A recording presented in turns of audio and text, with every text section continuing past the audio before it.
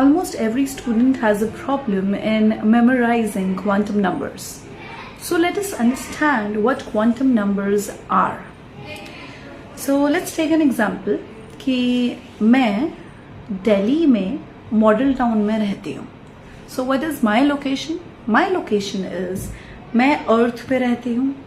अर्थ में एशिया में इंडिया में दिल्ली एंड देन दिल्ली में मॉडल टाउन में एक पर्टिकुलर हाउस नंबर, उस हाउस नंबर में फिलहाल मैं एक पर्टिकुलर रूम में बैठी हूँ.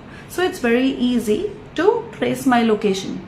Late us try to trace the location of electron in a particular atom. ठीक है जी. तो there are 4 sets of quantum numbers. The first quantum number is principal quantum number. Principal quantum number को हम small n से denote करते हैं. अब ये हमें क्या बताता है? ये बताता है कि अर्थ कौन से प्लैनेट पे हमारा इलेक्ट्रॉन है. किसको बता रहा है? ये बता रहा है shell number. So principal quantum number tells about the shell number जिसके अंदर इलेक्ट्रॉन है. और हम ये 9th 10th में पढ़ चुके हैं K, L, M, N इस तरीके से शेल नंबर होते हैं. तो n की वैल्यू अगर 1 है तो जो इलेक्ट्रॉन है वो फर्स्ट शेल में है. n की वैल्यू अगर 2 है तो जो इलेक्ट्रॉन है वो सेकेंड शेल में है, and so on. So first is principal quantum number, which is small n, and it tells us about the shell number in which the electron is placed. Second is azimuthal quantum number. Azimuthal quantum number को हम small l से represent करते हैं. l बताता है कौन सा continent.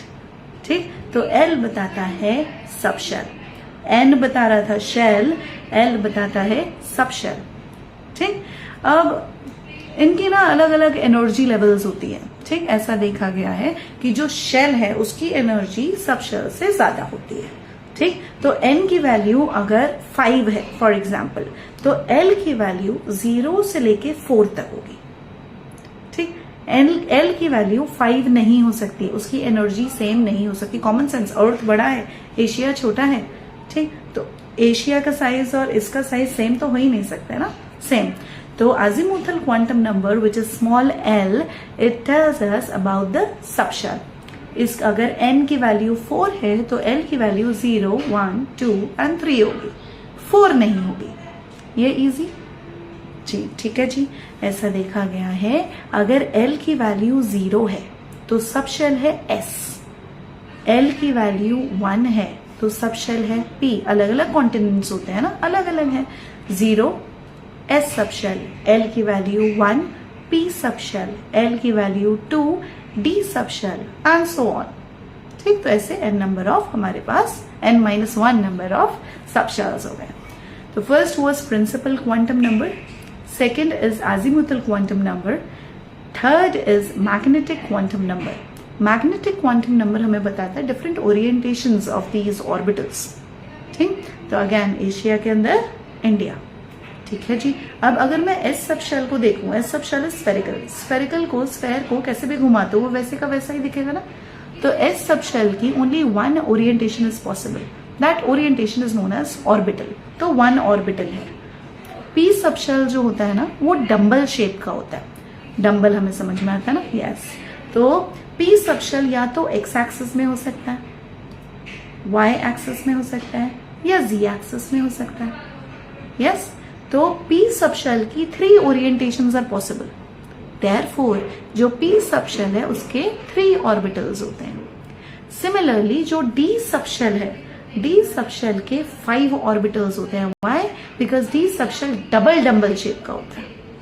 ठीक, तो मैग्नेटिक क्वांटम नंबर हमें बता रहा है अबाउट नंबर ऑफ ऑर्बिटल्स. आराम से. प्रिंसिपल क्वांटम नंबर हमें शेल बता रहा था, azimuthal क्वांटम नंबर सबशेल बता रहा था, मैग्नेटिक क्वांटम नंबर हमें बताता है ऑर्बिटल्स, कितने ऑर्बिटल्स होंगे. ठीक, and last is spin quantum number. Spin quantum number ना ये बताता है, अच्छा हमें ये बात समझ में आनी चाहिए कि एक ऑर्बिटल में मैक्सिमम 2 ही इलेक्ट्रॉन्स जा सकते हैं, उससे ज्यादा नहीं जाते. एक ऑर्बिटल में ओनली 2 इलेक्ट्रॉन्स कैन गो. तो स्पिन क्वांटम नंबर ये कहता है कि अगर एक इलेक्ट्रॉन क्लॉकवाइज रोटेट कर रहा है तो दूसरा इलेक्ट्रॉन एंटी क्लॉकवाइज रोटेट करेगा. तो ऐसी वैल्यू दी हुई है spin quantum number +1/2 for clockwise rotation and S की value -1/2 for anti clockwise rotation. ठीक, तो this is quantum numbers. Quantum numbers हमें लोकेशन ऑफ एन इलेक्ट्रॉन बताते हैं. 4 टाइप्स के होते हैं: principal quantum number, azimuthal quantum number, magnetic quantum number और स्पिन क्वांटम नंबर्स.